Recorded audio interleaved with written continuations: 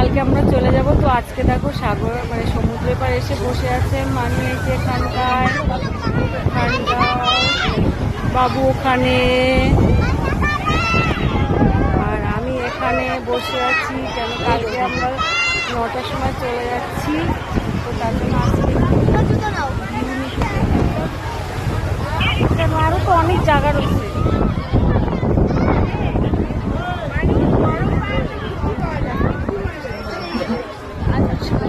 ঘুরে যাচ্ছিলাম তো জায়গা রয়েছে এখানে পাথর ওখানে পাথর ওখানে পাথর প্রচুর পাথর জায়গায় বসে। হ্যাঁ তো এখানে কালকে বাড়ি যাবো, তাই আজকে সারাদিন সাগর পাড়ে থাকবো, সারাদিন মাম তোমার কি বলার আছে? আমি মিস করবো না, আমার ভালো লাগে না এখানে।